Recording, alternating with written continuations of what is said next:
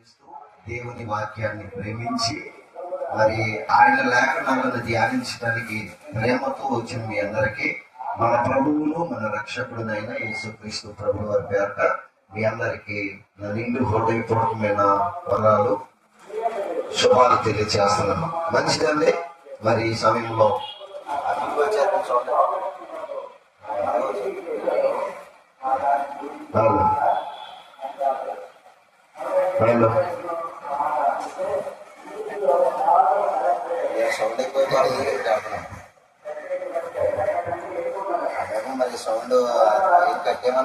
ఒకసారి మనం జ్ఞాపకం చేసుకుందాం. గత వారం పాఠాంశం ఏంటి? పరలోకానికి చేర్చే భక్తి ఎలా ఉంటుంది? ఎలా ఉంటుంది పరలోకానికి చేర్చే భక్తి? మనం నేర్చుకున్నాం పోయిన వారం.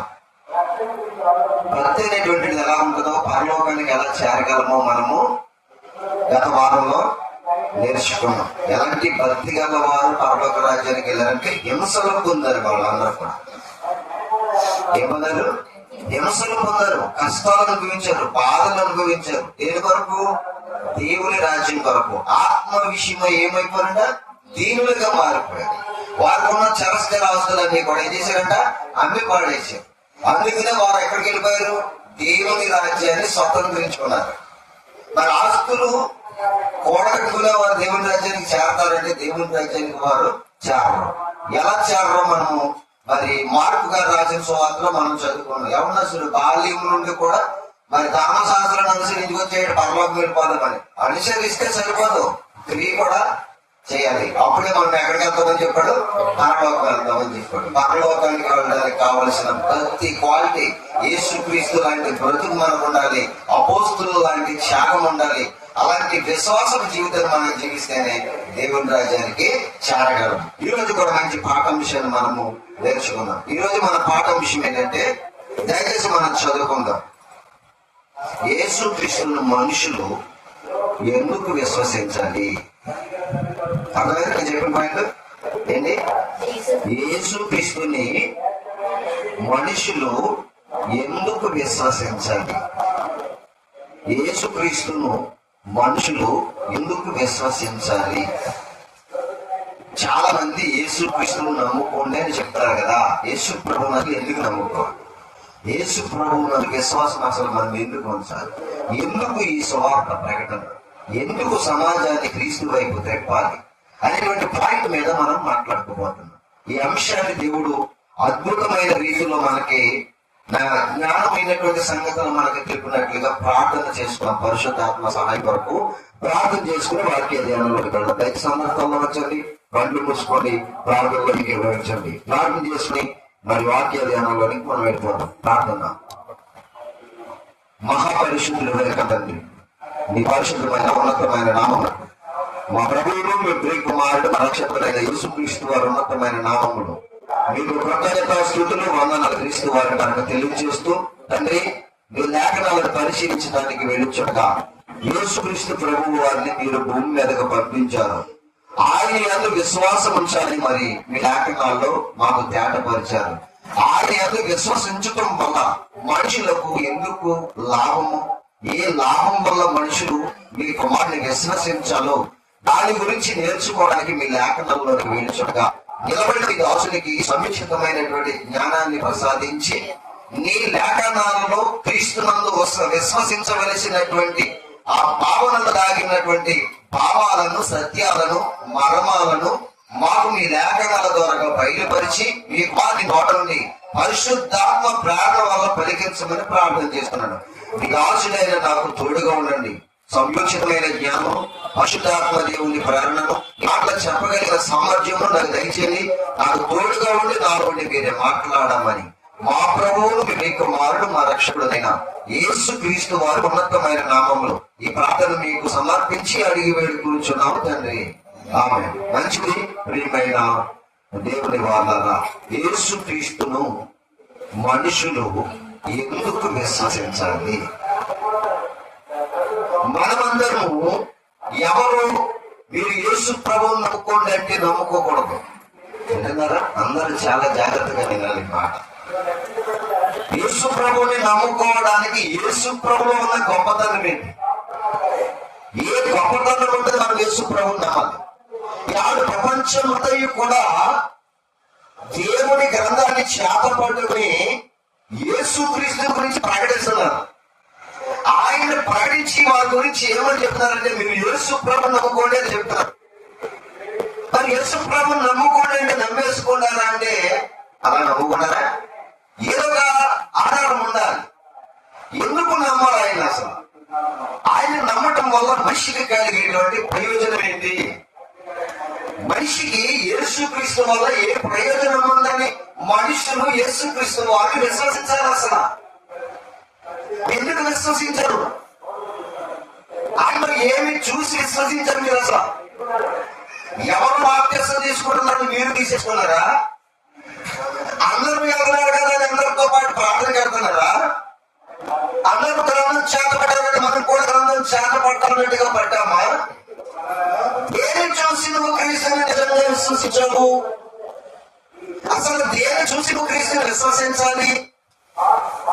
ఇలాంటి సందర్భాలు బైబిల్ గ్రంథంలో మనకి ఎదురవుతుండే, కానీ అది అక్షర రీతిగా చదువుకుంటూ వెళ్ళిపోతున్నారు, కానీ దాని భావం మాత్రం మనుషులకు అర్థం కావడం లేదు. ఇప్పుడు మీకు ఈ మధ్యాహ్న సమయంలో నేను చెప్తాను, మంచి మాటలు దేవుడు రాయించినటువంటి గ్రంథంలో మాటలు, పరిశుద్ధాత్మ దేవుని ప్రేరణతో మంచి ఆలోచనాత్మకమైనటువంటి సంగతులు మనం నేర్చుకోబోతున్నాం. యేసుని ఎందుకు విశ్వసించాలి? ఒక వ్యక్తిని యేసును విశ్వసించేటువంటి స్థాయిలోనికి తీసుకురావాలంటే ఆయనలో ఉన్నటువంటి క్వాలిఫికేషన్ ఏమి చూపితే ఒక మనిషి దేవుణ్ణి విశ్వసించగలడు? ఎలా విశ్వసించగలడు దేవుణ్ణి?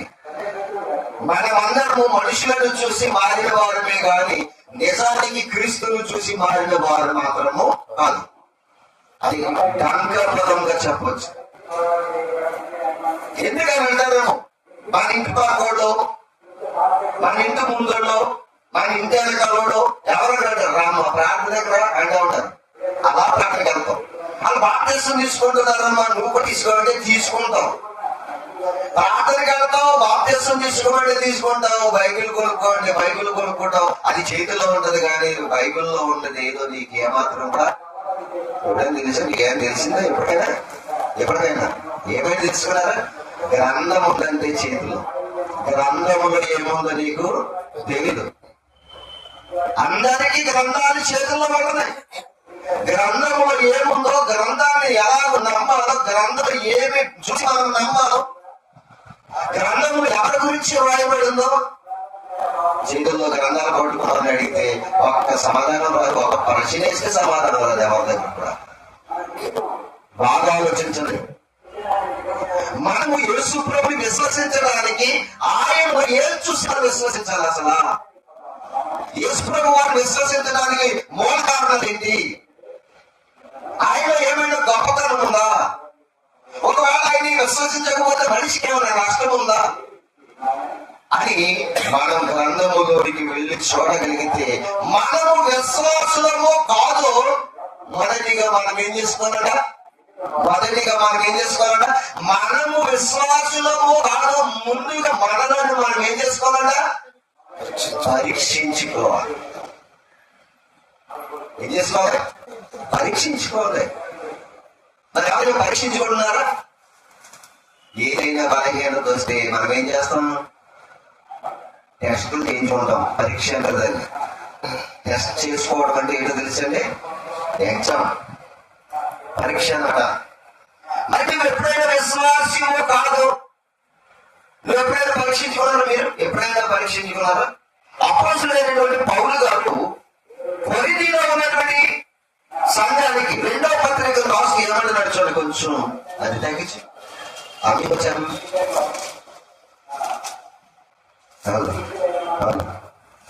చూడండి, అక్కడ మనము దేవుని యొక్క లేఖనాల్లో నుంచి కొరింథీయులకు రాసినటువంటి 2వ పత్రిక 11వ అధ్యాయము 5వ వచనంలో ఏమని రాయబడిందో చూడండి. 5వ వచనంలో ఏం రాయబడిందో చూడండి. అపోస్తలుడైనటువంటి పౌలు గారు కొరింథీలో ఉన్నటువంటి సంఘానికి, దేవుని సంఘానికి, క్రీస్తు సంఘానికి మరి 2వ పత్రికను రాస్తూ ఆ విశ్వాసులకు ఏమని చెప్తున్నాడు చూడండి. మీరు ఎవరు? మీరు అంటే ఎవరు? సంఘములో చేర్చబడి విశ్వాసులుగా పిలువబడుతున్న వారికి అపోస్తలుడైనటువంటి పౌలు గారు పత్రిక రాస్తూ వాళ్ళ పరిశీలిస్తున్నాడు. ఎవరిదని తెలుసా? మీరు విశ్వాసము గలవారై ఉన్నారో లేదో మిమ్మును మీరే శోధించుకొని చూచుకోండి. మిమ్మును మీరే అదనమాట. మీరు విశ్వాసము గలవారై ఉన్నారో లేదో మిమ్మును మీరే ఏం చేసుకోవాలంట? పరీక్షించుకోండి. విశ్వాసం ఉందా మీరు? ఎప్పుడైనా పరీక్షించుకున్నారు? మీ విశ్వాసం మీరు పరీక్షించుకున్నారా? మా వాళ్ళు చాలా మంది బాప్తీసం పొందారు కనుక వాళ్ళతో పాటు నేను బాప్తీసం చేసుకున్నాను అనుకుంటారు. సరే, అందరూ ప్రార్థనకి వెళ్తున్నారు కాబట్టి మేము ఏదో సంఘంలో ప్రార్థనకి వెళ్ళాలని కూర్చుంటున్నాం.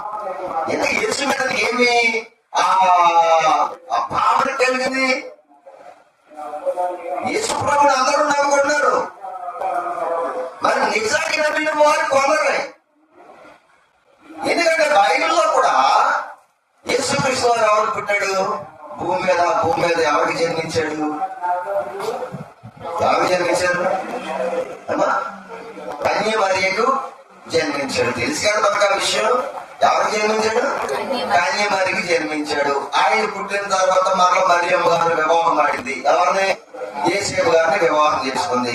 యేసేపు గారిని వివాహం చేసుకున్న తర్వాత ఆవిడ ఆయనతో కాపురం చేసి 4 కుమార్తెలు కూడా పుట్టారు. ఆయనకి ఎంతమంది? 4 కుమారులు పుట్టారు, కుమార్తెలు పుట్టారు. 4 రాయవాళ్ళు అలా అబద్ధం అయిపోతాయి. కుమార్తెలు ఉన్నారు అంతే. వాళ్ళు ఎంతమంది అన్నది ఇతర 3 4 అని తెలియదు. కుమారులు 4 పుట్టారని క్లారిటీగా బైబిల్లో ఉంది. యేసుక్రీస్తు తర్వాత ఎంతమంది కుమారులు పుట్టారు? 4 కుమారులు పుట్టారు. కుమార్తెలు ఎంతమంది కూడా తెలియదు. సోదరీమణులు అన్నాడు అంతే. సోదరీమణులు అంటే ఒకటంటే ఇద్దరంటే ఎక్కువనే కదా. ఒకరికంటే ఎక్కువ వాళ్ళని సోదరీమణులు అంటారు. లేకపోతే ఒకటే అనుకోండి సోదరి అంటారు కదా. ఇప్పుడు యేసుక్రీస్తు వారికి మరి మరియ గర్భాన పుట్టిన వారు సోదరులైనటువంటి వారు 4 తమ్ముళ్ళు ఉన్నారు, చెల్లెళ్ళు ఉన్నారు. మరి వాళ్ళ చెల్లెళ్ళు ఎంతమంది నాకు తెలియదు. బైబిల్ రాయబడలేదు కనుక నేను చెప్పను దాని గురించి. ఎందుకంటే రాయబడింది మనం మాట్లాడాలి కానీ రాయబడిన దాని గురించి మనకు అవసరత లేదు. కనుక వాళ్ళు కూడా ఆయనతో పాటు పెరిగారు. దాదాపు యేసుక్రీస్తుతో పాటు పెరిగారు. కలిసి తిరిగారు. ఎన్ని చేసిన వారే ఆయన ఏమనసలేదంటే బైబిల్లో విశ్వాసం మనసులైతే రాయబడి ఉంది. క్లారిటీగా అర్థం చేసుకోండి. మీకు నాకు చాలా జాగ్రత్తగా చెప్తున్నాను. మీకు ఆయన సహోదరుడే ఆయన ఏమొచ్చలేదంట? విశ్వాసం ఉంచలేదంట. మీకు ఆ మాట చూపిస్తాను. నేను చదవాలన్నమాట. మాట మీకు చూపిస్తాను. యోహాను రాసినటువంటి సువార్తను కూడా చూడండి. యోహాను రాసినటువంటి సువార్త చూద్దాం. అక్కడ యోహాను గారు రాసినటువంటి సువార్త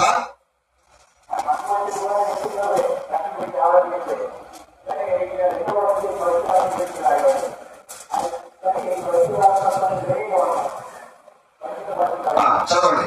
యోహాను సువార్త 7వ అధ్యాయం అని చెప్తున్నటువంటి 5వ వచనం.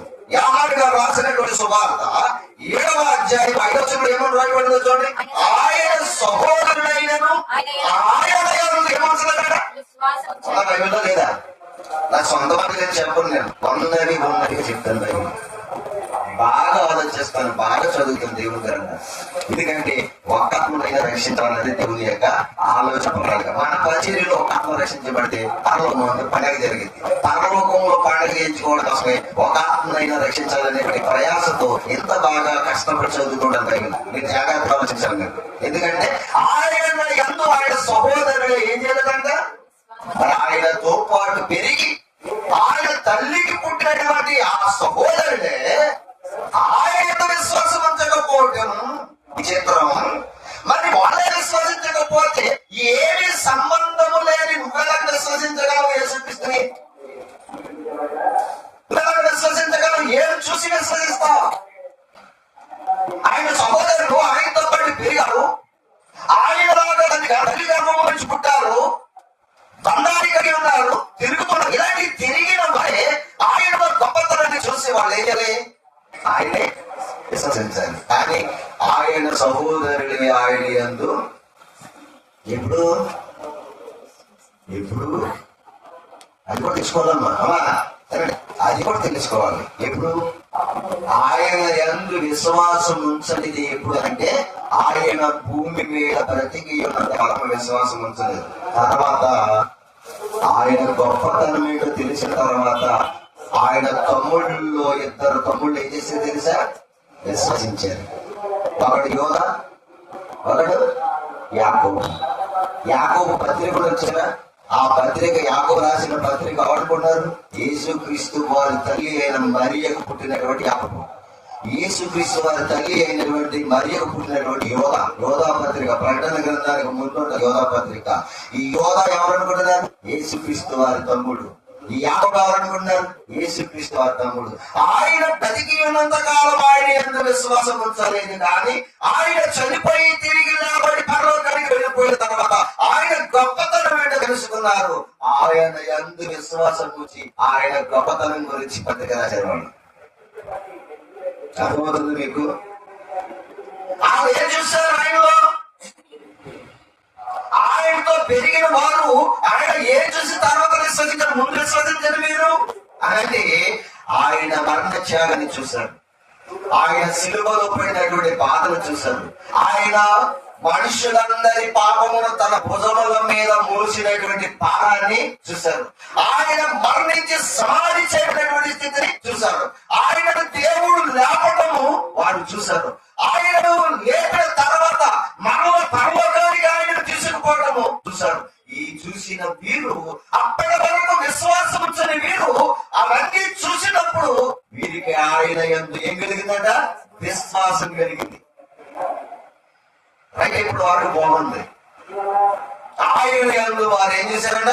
విశ్వాసం కలవాలిగా ఉన్నారు. ముందేమో ఆయన సహోదరుడే ఆయన యందు విశ్వాసం ఉంచని వారిగా బ్రతికిన వారు ఆయనను తర్వాత విశ్వసించి పత్రికే రాసినటువంటి బాధ్యులయ్యారని పిల్లరా. ఆయనలో ఉన్న త్యాగాన్ని చూసేవాళ్ళు. మరి చాలా మంది భక్తులు యేసు ప్రభువుని విశ్వసించడానికి ఆయనలో గొప్పతనాన్ని చూసి విశ్వసించారు. మరి మనం కూడా ఇప్పుడు పత్రికలో రాయబడినటువంటి తీరులో అపొస్తలుడైనటువంటి పౌలు గారు కొరింథీయులకు రాసినటువంటి 2వ పత్రికలో రాసిన సందర్భాన్ని ఆలోచిస్తే, మీరు విశ్వాసము గలవారై ఉన్నారో లేదో మిమ్మును మీరు జాగ్రత్తగా శోధించుకుని మిమ్మును మీరే పరీక్షించుకోండి. మరి విశ్వాసం ఎక్కడి నుంచి వస్తుందండి? ఎలా కలిగింది విశ్వాసం? విశ్వాసం కలగాలంటే ఏముండాలి? వారు ఏదో చూశారు కాబట్టి విశ్వసించారు. మరి నువ్వు విశ్వసించాలంటే చూస్తారా? మంచి మాటలండి పిల్లారా. రోమిలికి రాసినటువంటి పత్రిక, అపొస్తలుడైనటువంటి పౌలు గారు రోమిలికి రాసినటువంటి పత్రిక 10వ అధ్యాయము 17వ వచనాన్ని మనం చదువుకుందాం. 10వ అధ్యాయము 17వ వచనంలో ఏమని రాయబడిందో చూద్దాం.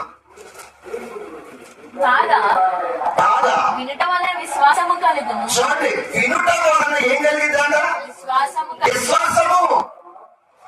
వినుట వలన విశ్వాసము కలుగును. వినుట వలన విశ్వాసము కలుగును. అంటే ఎవరి గురించి వినాలి? అయితే వినడం వల్ల విశ్వాసం కలిగింది. అయితే ఎవరి గురించి వినడం వల్ల విశ్వాసం కలిగింది? చాలండి. ఎవరి గురించి కలుగుతుంది? వినుట. క్రీస్తును గూర్చిన మాట వలన కలుగును. క్రీస్తును గూర్చిన మాట వలన. అది క్రీస్తును గూర్చిన మాట వినడం వల్ల మనకు విశ్వాసం కలిగింది. ఆయన గురించి వింటే మనకి విశ్వాసం కలిగింది. ఆయనలో ఏంటి గొప్పతనం? ఆయన మాట వింటే మనకు విశ్వాసం కలిగింది అన్నాడు. ఇదిగో మీరు వినుట, క్రీస్తును గురించి మాటను వినుట గురించి విశ్వాసం కలిగిందంట. అంటే యేసు ప్రభువుల గురించి మనం వింటే మనకేం కలిగిందంట? మనకేం లేదు ఇప్పుడు వరకు విశ్వాసం గలవారమై ఉన్నామో లేదో మనం పరీక్షించుకుంటే మనలో ఏం లేదు, విశ్వాసం లేని వారికి కనిపిస్తూ ఉంటాం. కారణం ఏంటంటే యేసుని ఎలా విశ్వసించాలో అలా విశ్వసించలేదు. అర్థమవుతుంది మీకు? యేసుని ఎలా విశ్వసించాలో అలా విశ్వసించలేదు. ఇప్పుడు అంటే మీకు విశ్వాసం అనేది కలగాలండి. యేసు క్రీస్తు మాటను వింటే మీకు ఏం కలిగింది? విశ్వాసం కలిగింది. ఆయన మాట వింటే మనకు విశ్వాసం ఇది కలిగింది. ఇప్పుడు చదువుతాం.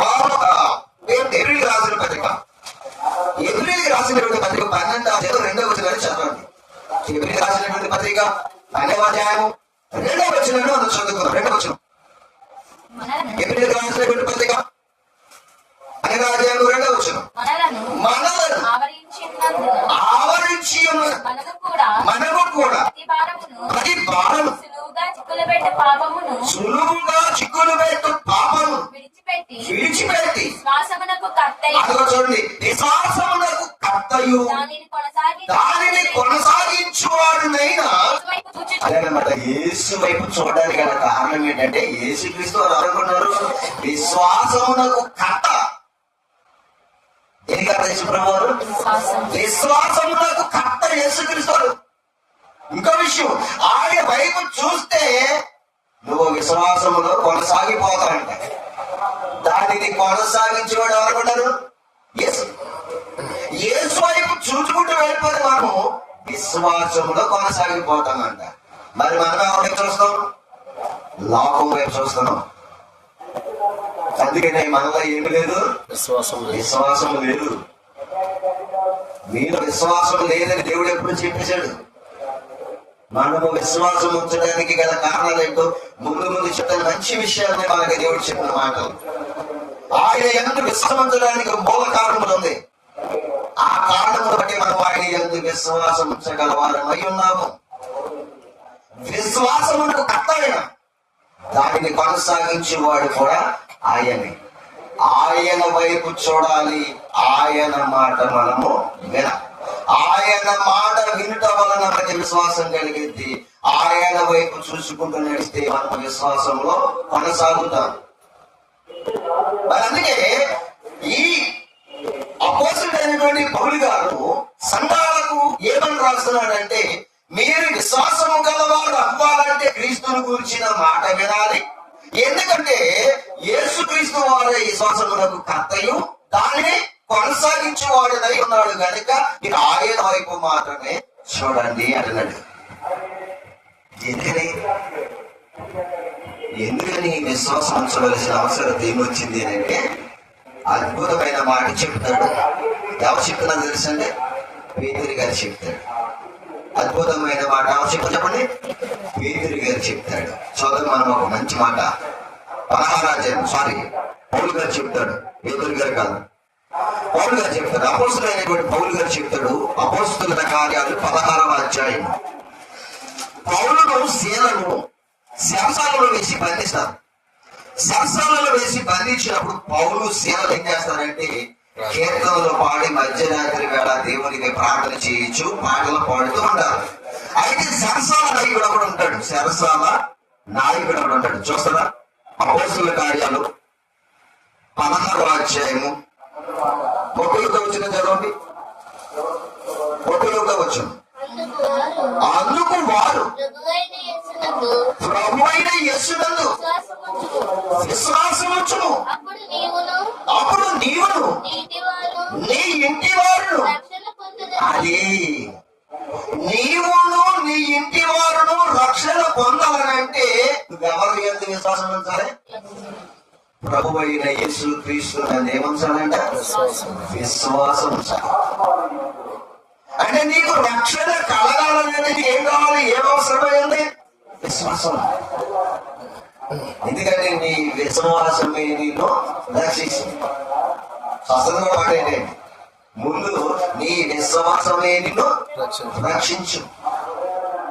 ఇప్పుడు విశ్వాసం అనేటువంటి ఎవరిలో ఉంది? కృష్ణులో ఉంది. విశ్వాసము కర్తైన. అందుకనే మనకి బైబిల్ గ్రంథంలో ఎక్కడెక్కడ తిరిగినా ఏమని చెప్తారంటే, ఇక్కడ బైబిల్లో రాయబడినటువంటి సందర్భాన్ని మీరు గమనించగలిగినట్లయితే వీడు అంటాడు, అయ్యా నేను రక్షణ పొందుటకు ఏమి చేయాలి, ఏమొచ్చి కార్యం చేయాలి అంటే, నీవు నీ ఇంటి వారు రక్షణ పొందినట్టు ప్రభు అయిన యేసుక్రీస్తు నన్ను ఏమొచ్చాలన్నాడు? విశ్వాసం. విశ్వాసం ఉంచితే ఏం చేయబడతారంట? రక్షణ పొందుతారంట, రక్షించబడతారంట. విశ్వసించటం అంటే అర్థం ఏంటి తెలుసండి? నమ్మటం. ఎవరిని నమ్మాలి? యేసుక్రీస్తుని నమ్మాలి. ఎందుకు నమ్మాలి? ఆయనను విశ్వసించవలసినటువంటి కారణం ఏంటి? రక్షణ వస్తుంది అంటున్నాడు. రైతే రక్షణ వస్తుంది. ఏమి చూసి రక్షణ పొందాలని నమ్మాలి మనం ఏంటి అని అంటే, అదే అపోస్తలుల కార్యాలు 17వ అధ్యాయంలో మంచి మాట్లాడదు 31వ వచనం. అదే అపోస్తలుల కార్యాలు 17వ అధ్యాయము 31వ వచనంలో కూడా మంచి మాట రాయబడ్డ చదువుదాం అక్కడ. ఎందుకనగా తాను నియమించిన మనిషిని చేత నీతిని అనుసరించి భూలోకమునకు తీర్పు తీర్చబోయేది ఒక దినము నిర్ణయించి ఉన్నాడు. మృతులలో నుండి ఆయనను లేపినందున దాన్ని నమ్ముటకు అందరికీ ఆధారము కలగజేసి ఉన్నాడు అంటే వినండి. యేసుక్రీస్తు వారు ఏం చేయబడ్డాడు? సిలువ వేయబడ్డాడు. వింటున్నారా? యేసుక్రీస్తు ఏం చేయబడ్డాడు? సిలువ వేయబడ్డాడు, చనిపోయాడు, తర్వాత సమాధి చేయబడ్డాడు, తర్వాత సమాధిలో ఉండిపోయాడా? సమాధిలో ఉండిపోలేదు. ఏం చేయబడ్డాడు? అందరి పనులు ఎదుట యేసుక్రీస్తు ఏం చేయబడ్డాడంటే ప్రదర్శింపబడ్డాడంట. ఏం చేయబడ్డాడంట? అందరి కన్నుల ఎదుట ఏం చేయబడ్డాడంట? ప్రదర్శింపబడ్డాడంట. అంటే దుష్టాత్మగా ఆయన శ్రమ అనుభవించాడు. అందరూ చూచుచుండగా కష్టాలు బాధలు అనుభవించాడు. అందరూ చూస్తుండగా సిలువు మోసుకుంటూ వెళ్ళాడు. అందరూ చూస్తుండగా కొరడా దెబ్బలు తిన్నాడు. అందరూ చూస్తుండగా మేకులతో సిలువను కొట్టడం ప్రదర్శింపబడ్డాడు. ఆయన అందరూ చూస్తుండగా సిలువ వేయబడి అందరూ చూస్తుండగానే చచ్చిపోయాడు. సిలువలో అందరూ చూస్తుండగానే చనిపోయాడు. ఈయన చనిపోయిన ఈయనను సమాధి చేశాడు. ఈయన సమాధి చేసిన తర్వాత మరలా 3వ దినాన్ని లేపబడ్డాడని లేచిపోయాడు. లేచిపోయాడా లేపబడ్డాడు? చెప్పండి. లేపబడ్డాడు. లేచిపోలేదు. లేచిపడ్డాడు, లేపబడ్డాడు. ఎవరు? తండ్రి అయిన దేవుని చేత యేసుక్రీస్తు ఏం చేయబడ్డాడంట? మృతులలో నుండి లేపబడ్డాడు. ఎందుకు ఇది లేపబడ్డం అంటే, ఈయన విశ్వసించడం ద్వారా నిన్ను కూడా సమాధిలో నుండి లేపి పరలోకాన్ని తీసుకువెళాలని నమ్మించడం వరకు ఈ క్రియ చేశాడు. ఇప్పుడు యేసుక్రీస్తు ద్వారానే తప్ప మనకు పునరుత్థానం అనేటువంటిది ఎవరి ద్వారా కూడా లేదు. అందుకనే యేసుని విశ్వసిస్తే నువ్వేం చేయబడతావు? యేసు మరలా 2వ రకంలో భూమి మీదకి వచ్చినప్పుడు మృతులలో నుండి నువ్వు అందుకు విశ్వసించాలి. క్లారిటీ వచ్చింది మీకు? టెన్షన్ పడుతున్నారు కాబట్టి క్లారిటీ చూపిస్తాను మీకు. అర్థమైందా? యేసు ప్రభుని ఎందుకు విశ్వసించాలో తెలుసా? మనందరి పాపములు ఆయన పూజ మీద వేసేసుకుని మనం పొందవలసిన మరణాన్ని ఆయన పొంది, మనం వెళ్ళిపోవలసినటువంటి సమాధిలోనికి ఆయన వెళ్ళిపోయి, మనము జయించలేనటువంటి మరణాన్ని ఆయన జయించి, ఏంటనగా మనము జయించలేని మరణాన్ని ఆయన జయించి, మనము వెళ్ళలేనటువంటి పాతాళ లోకములోనికి మనపై ఉన్న వారిని కొట్టివేసి పాతాళపు కోరల నుంచి మనల్ని విడిపించి పరలోకానికి వెళ్ళడానికి మనకు శిక్షను తప్పించి భిక్షను పెట్టినటువంటి దేవుడుగా క్రీస్తున్నాడు. అందుకని ఆయన పాపము నిమిత్తము పాప పరిహారార్థముగా బలి అయిపోయాడు. నన్ను పరలోకానికి చేరడానికి, నన్ను మరణము నుండి తప్పించడానికి ఆయన సిలువైపడ్డాడు. నన్ను పరలోక వారసునిగా చేసేదానికి ఆయన త్యాగము నాకు ఉన్నదని నువ్వు ఆయన విశ్వసిస్తే మృతులలో నుంచి నువ్వు ఏం చేయబడతావంట? లేపబడతావు. ఇప్పుడు నీకు మృతులలో నుంచి పునరుత్థానం కలగాలంటే దిక్కెవరు? యేసుక్రీస్తువారే. అందుకనే ఆయన చేసిన త్యాగమును గురించి ప్రకటిస్తూ ఉంటే వీడు వాడు యేసుక్రీస్తుని గురించినటువంటి మాటలు చెబుతున్నప్పుడు విని వాడికి ఏం కలగాలంట? విశ్వాసం కలగాలి. అలా విశ్వసించిన వాడే ఏం చేయబడతాడు అనుకున్నారు? మృతులలో నుంచి లేపబడతాడు. యేసుక్రీస్తు ప్రభువు అని విశ్వసించకపోతే నీకు మృతులలో నుండి పునరుత్థానము కలగదు. దీన్ని నమ్మడానికి ముందుగా ఆయనను మృతులలో చేసేసారంట, లేపాడు. చాలా మంది బైబిల్ చదువుతారు కానీ బైబిల్ అర్థం అవ్వదు. విశ్వాసం వారికి మనకు విశ్వాసం ఉంది. బైబిల్ చదవరు చాలా మంది. బైబిల్లో ఉన్నాడు, మీకు చూపిస్తాను నేను. అబద్ధాలు అనుకుంటారేమో. ఎందుకంటే బైబిల్లో ఉంటే మనము చెప్పాలి, బైబిల్లో లేని మనము చెప్పకూడదు. ఒక ఆయన బైబిల్ చదివేస్తున్నాడు, బైబిల్లో చాలా బాగా చదివేస్తున్నాడు. మంచి మ్యాథ్స్ తెలిసినటువంటి వాడు, బాగా లెక్కలు తెలిసినటువంటి వాడు. మ్యాథ్స్ తెలుసు కదా, బాగా అండి గణిత శాస్త్రం బాగా ఎరిగినటువంటి ప్రావీణ్యత కలిగినటువంటి వాడు. వాడు గ్రంథాన్ని చదువుతున్నాడు కానీ చదవటం వల్ల విశ్వాసం కలిగితేనుందా? బైబిల్ చదవటం వల్ల విశ్వాసం కలిగితేనుందా? గ్రంథము చదవటం వల్ల విశ్వాసం కలగదు. యేసు త్యాగాన్ని గురించి వినటం వల్ల విశ్వాసం కలిగింది. వాడికి యేసు క్రీస్తు యొక్క త్యాగాన్ని ఎలా చెప్పాలని చెప్పితే ఎలాంటి వాడైనా మారిపోతాడు.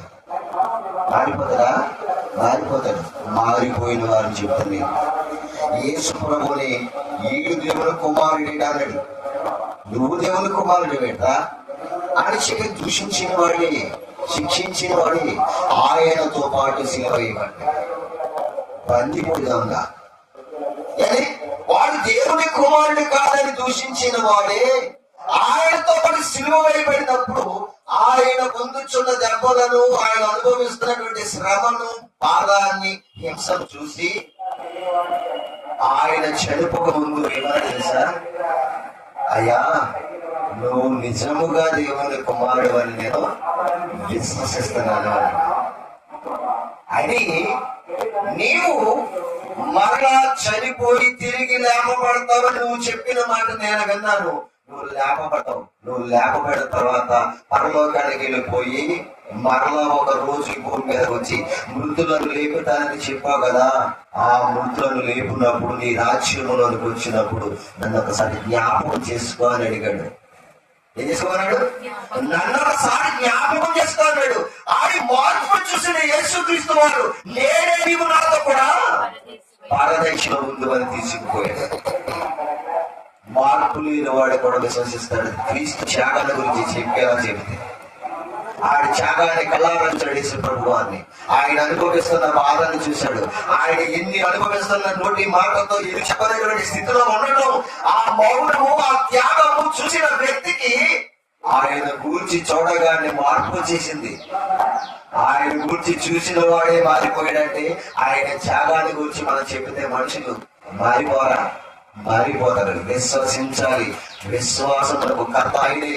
విశ్వాసము గురించి ఆయన తప్ప ఇంకా విశ్వసించగలిగినటువంటి వాడు ఎవడు లేడు. ఎందుకంటే నిన్ను మృతులలో నుంచి లాభగలిగినటువంటి శక్తి ఎవరికి ఉందంటే యేసుక్రీస్తు వారికి ఉంది. నిన్ను పరలోకానికి తీసుకెళ్ళగలిగినటువంటి శక్తి ఎవరికి ఉందంటే యేసుక్రీస్తు వారికి ఉంది. అందుకే నువ్వు యేసుక్రీస్తు వారిని ఏం చేయాలి తెలుసా? విశ్వసించాలి. విశ్వసించకపోతే నువ్వు నాశనములకు పోతావు. యేసు ప్రభు గురించి అంటే సామాన్యంగా లెక్కగా యేసు క్రీస్తు సామాన్యుడు కాదు.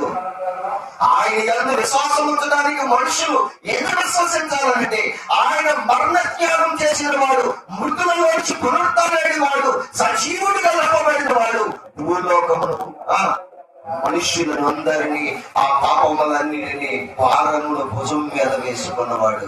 విశ్వాసం ప్రపంచ మానవాడికి, పుట్టి చనిపోయిన వాడికి, పూర్వకాలంలో పుట్టి చనిపోయిన వాడికి, ప్రజెంట్ పుడుతూ చనిపోతున్న వాడికి, మరి ఫ్యూచర్ లో పుట్టబోయి బ్రతికి చనిపోతున్న వాడికి, ప్రతి వాడికి విశ్వాసమునకు కర్త ఎవరు అని చెప్పాలంటే యేసుక్రీస్తు అని చెప్పాలి. ఒప్పుకోవాలి. ఎవడైనా ఒప్పుకోకపోతే వాడు ఎక్కడ పోతాడు తెలుసా? ఆరని అగ్నిగుండానికి పోతాడు.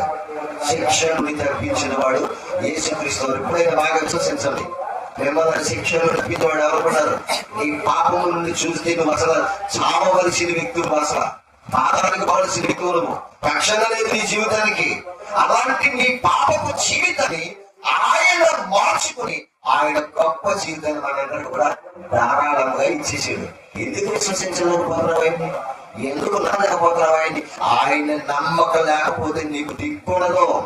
చాలా మంది అంటారు మాకెవ్వరు లేరండి, మాకెవ్వరు లేరండి, వాళ్ళ దిక్కు దేవుడు అన్నాడు. దేవుడు అందరికీ దిక్కు. ఎందుకు దిక్కంటే నిన్ను మృతులలో నుంచి కాపాడడానికి, పరలోకం చేర్చడానికి దిక్కేసి ఇస్తున్నారు. ఎవరికి? ప్రపంచ మానవాళికి, ప్రపంచానికి దిక్కవరు తెలుసా? యేసుక్రీస్తు వారు. ఎవడైనా యేసుక్రీస్తునందు విశ్వాసం ఉంచకపోతే వాడు దేవుని రాజ్యంలోనికి చేరడు. అది మహాలోకం, అది అంతము లేని లోకం, రోగం లేని లోకం, ఆహారం లేని లోకం, ఆకలి తప్పికలు లేనటువంటి మహాలోకానికి మనం పోబోతున్నాం. ఆ లోకానికి వెళ్ళాలంటే నువ్వు భూమి మీద ఎవరి ఎంత విశ్వసించాలి తెలుసా? యేసుక్రీస్తుని విశ్వసించాలి. నువ్వు నమ్మడం చాలా మంది విశ్వసించాలి.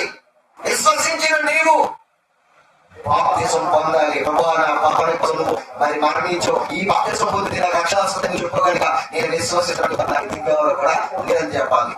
ఒక మహా తెలివైన వాడు, జ్ఞాపకం కలిగిన వాడు బైబిల్ చదువుతున్నాడు కానీ బైబిల్ వాడికి అర్థం కావడం లేదు. ఏంటి అని ఆలోచన చేస్తే ఆ దగ్గర భక్తి ఉంది, వాడి దగ్గర ఏముంది? భక్తి ఉంది. వాడికి దేవుడు అంటే భయం ఉంది, దేవుని భయం ఉంది, భక్తి ఉంది. ఇలాంటి భక్తి వాడి దేవుడు ఎప్పుడు కూడా విడిచిపెట్టడు. దేవుడు ఎప్పుడు కూడా భయము భక్తి కలిగిన వాడిని విడిచిపెట్టడు, వాడికి తోడుగా ఉంటాడు. ఇప్పుడు అతడు రథం మీద ప్రయాణం చేసుకుని వెళ్ళిపోతున్నాడు. వెళ్ళుతూ కూడా ప్రయాణంలో ఏం చేస్తాడంటే కూర్చుని యెషయా గ్రంథాన్ని చదువుకుంటున్నాడట. ఏ గ్రంథాన్ని చదువుకుంటాడు? యెషయా గ్రంథాన్ని చదువుకుంటాడు. మనకి ఏదైనా కొంచెం గాడి దొరికిందంటే ఏది జ్ఞాపకం ఉండదు. అతడు ప్రయాణంలో కూడా ఏం చదువుతున్నాడంటే దేవుని గ్రంథాన్ని చదువుతున్నాడట. మనం చదువుతాం, మనం గాడిలో చదువుతాము. ఆయన యెరూషలేములోనికి వెళ్ళాడు. ఎందుకు వెళ్ళాడు? యెరూషలేములోకి దేవునికి ఒప్పుకోవటానికి వెళ్ళాడు, దేవుణ్ణి ఆరాధించడానికి వెళ్ళాడు. ఎక్కడి నుంచి? క్రింద రాణి అయినటువంటి ఆ రాణి యొక్క ధనాధారం పేద అధికారం కలిగినటువంటి అతడు బయలుదేరి ఎక్కడ వచ్చాడు తెలుసా? అతడు ఏ దేశం తెలుసా?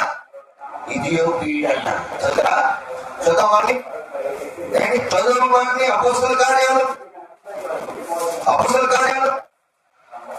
8వ అధ్యాయం 26 వచ్చిన.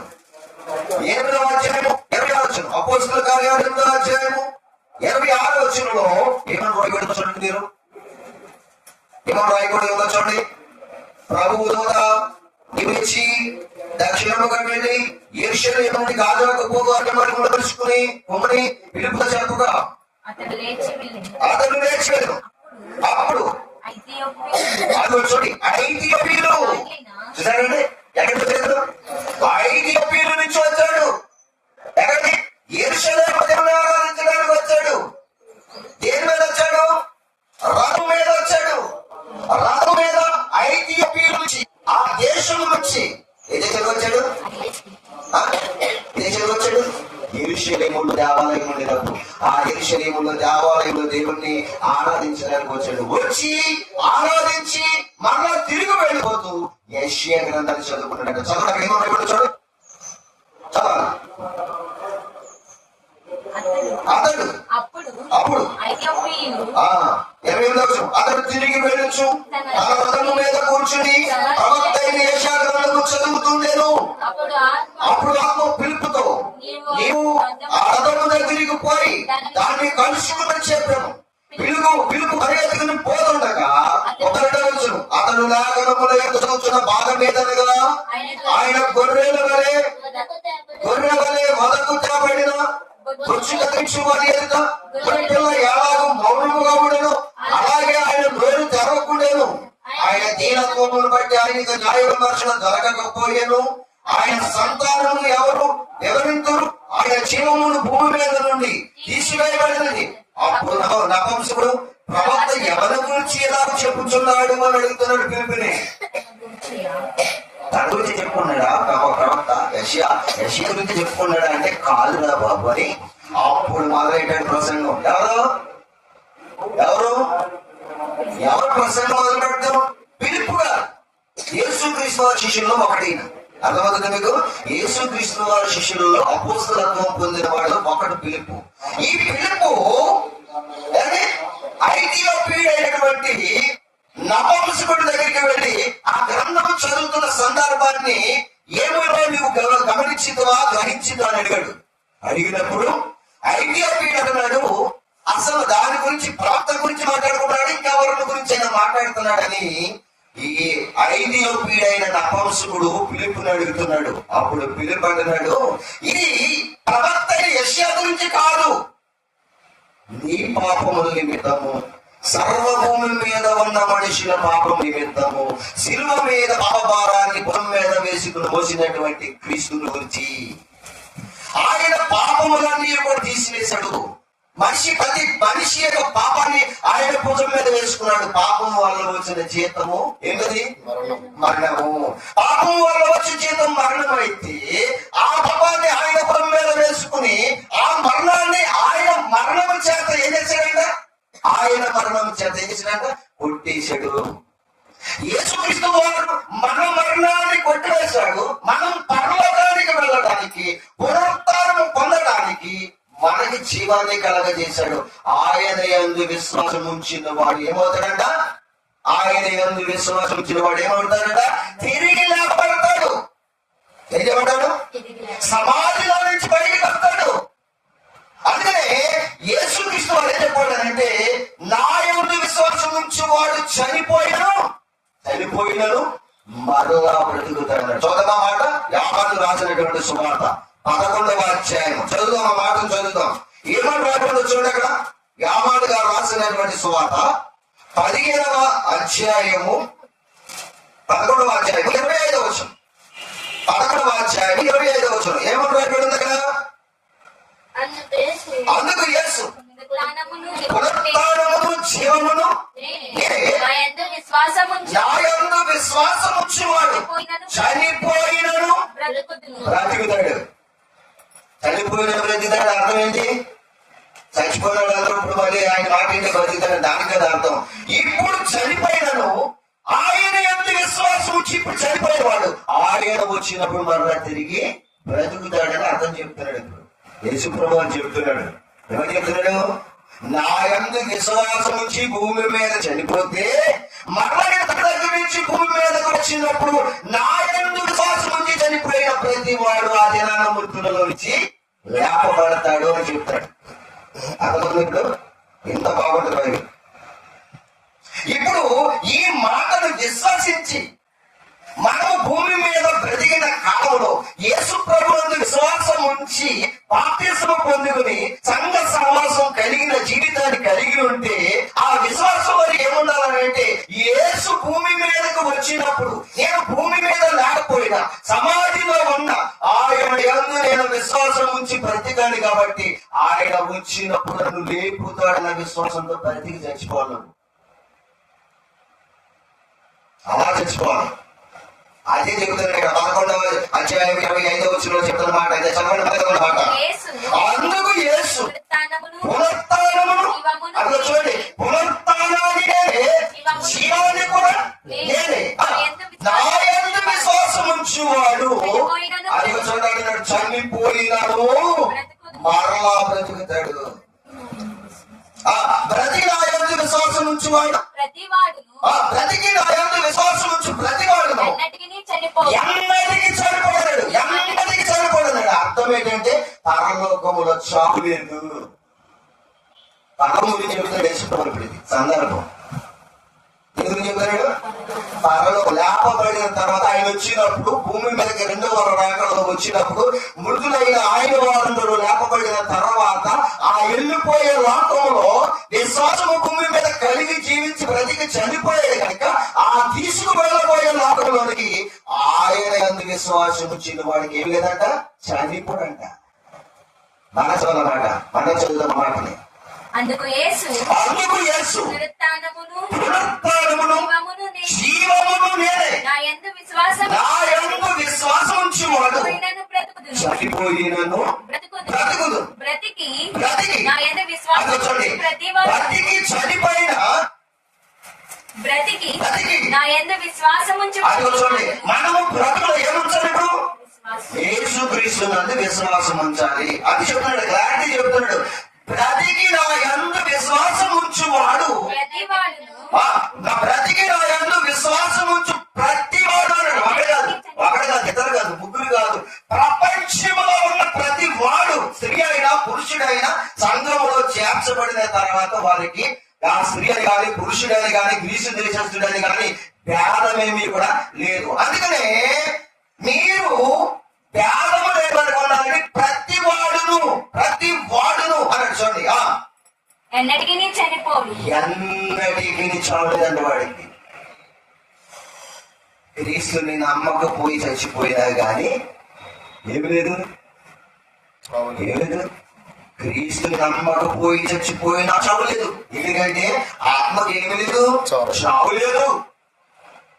నరకంలో వెళ్ళిపోయినా చావడదు, పరలోకానికి వెళ్ళిపోయినా చావడదు.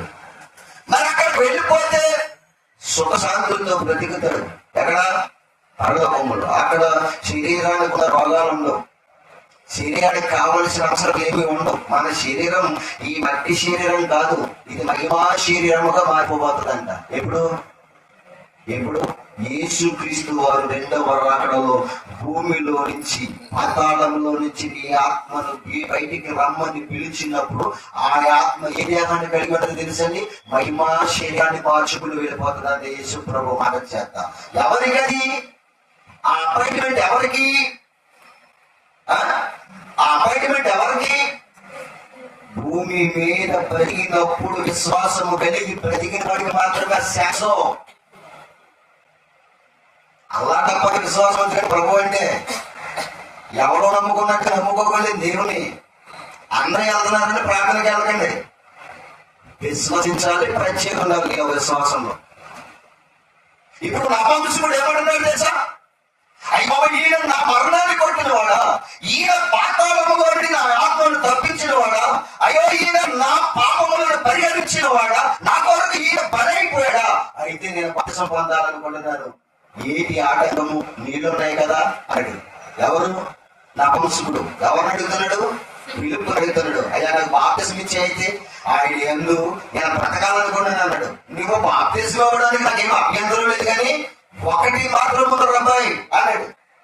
ఏంటి బాప్తిసం పొందడానికి ఆటంకం ఏంటి అని అడుగుతున్నాడు. చదువుతాం 8వ అధ్యాయం అపోస్తలుల కార్యం. వారు త్రోవలో వెళ్ళుచుండగా చోటకు వచ్చినప్పుడు నపుంసకుడు ఇదిగో నీళ్లు నాకు బాప్తిసం ఇచ్చుటకు ఆటంకమేమని అడిగి రథము నిలపమని ఆజ్ఞాపించెను. పిలుపు నీ పూర్ణ హృదయముతో. ఇప్పుడు చూడండి, మీ పాయింట్ వస్తుంది. ఈ పిలుపు నీవు పూర్ణ హృదయముతో విశ్వసించిన ఎడల పొందవచ్చునని చెప్పాను. అతడు యేసుక్రీస్తు దేవుని కుమారుడని రైట్. ఏమంటున్నాడు తెలుసా? పిలుపు అన్నాడు, విశ్వసిస్తే నేను బాప్తిసం ఇస్తున్నాడు. రైట్, నేను దేవుని కుమారుడు, నా పాప పరిహారార్థము నిమిత్తము నా మరణాన్ని కొట్టిన వాడిగా, పాతాళం నుంచి నా ఆత్మ తప్పించిన వాడిగా ఆయన నా కొరకు భూమి మీదకి వచ్చి పాప పరిహారార్థము నిమిత్తము నా పాపాన్ని శిలువలో బంధించిన విధానాన్ని బట్టి నేను ఆయన కుమారుడిగా, దేవుని కుమారుడిగా విశ్వసిస్తున్నాను అన్నాడు. వెంటనే పిలుపు ఆయన ఏం చేశాడు? మరి బాప్తిసం ఉన్నాయా సంఘాల్లో? బైబిల్ చదవడం రానోడికి బాప్తిసమే, బైబిల్ గురించి ఆ అవగాహన లేనివాడికి బాప్తిసమే. నేను బాప్తిసం తీసుకోవడానికి బాప్తిసం ఇచ్చేస్తున్నాడు. బాప్తిసం తీసుకోవడానికి క్వాలిఫికేషన్స్ ఉండాలి. ఉందా? విశ్వసించడం అంటే సామాన్యం అనుకుంటారా? అందుకనే ఎంత క్లారిటీగా కఠోరంగా చెప్పాడు. కనుకనే భూమి మీదకి ఆయనకు వచ్చినప్పుడు అంటే మనుషులలో ఏమన్నది తెలుసా? ఏమనదు. ఆయన రెండవ రాకడలో భూమి మీదకి వచ్చేటప్పటికి ఈ సంఘాలలో విశ్వాసం అని చెప్పుకుంటుంది. వీళ్ళందరూ దేవుడు చూస్తుంటే ఆయన దృష్టికి వీళ్ళందరూ ఎలా కనిపిస్తున్నారు తెలుసండి. చూడండి, ఈ గ్రంథంలో, బైబిల్ గ్రంథంలో ఏమని రాయించారో చూడండి. లూకా రాసినటువంటి సువార్త 18వ అధ్యాయం 8వ వచనంలో చూడండి ఆ మాట. చూడండి అందరూ కూడా బైబిల్ తెరిచి యేసుక్రీస్తు యొక్క ఆకారు అని స్టేట్మెంట్ ఆయన చెప్తున్నాడు, సందర్భం చెప్తున్నాడు. ఏమని చెప్తున్నాడు చూడండి అందరూ కూడా. లూకా రాసినటువంటి సువార్త 18వ అధ్యాయం 8వ వచనం ఏం రాయబడింది అక్కడ? ఆయన వారికి తీర్చును త్వరగా న్యాయము తీర్చు. వారి విషయమే కదా వారి విషయమే కదా ఆయన దీర్ఘశాంతము చూపుచున్నాడు ఆయన దీర్ఘశాంతము చూపుతున్నాడు. చెప్పుచున్నాను. ఆ. అయినను అయినను మనిషి కుమారుడు వచ్చినప్పుడు అది చూడండి, మనిషి కుమారుడు భూమి మీదకు వచ్చినప్పుడు ఆయన భూమి మీద ఆయన భూమి మీద విశ్వాసము కనుగొనునా చెప్పండి, విశ్వాసం కలుగునుగా. చూడండి, అందరూ ఈ నపంసకుడులాగా ప్రభువుని విశ్వసించి బాప్తిసం పొందినవాడు కాదు. బాప్తిసం ఎలా పొందాలనుకున్నారు? నపంసకుడులాగా విశ్వసించి బాప్తిసం పొందాలి. మరి బాప్తిసం పొందిన వాళ్ళు ఈనాడు సంఘాల్లో ఉన్నారు అంటే అందరి గారికి చెదరగొట్టబడి పుట్టే. మీరు అనుకుంటారంటే ఏమని, నేను విశ్వాసిని, నేను సంఘ సభ్యురాలని, నేను సంఘ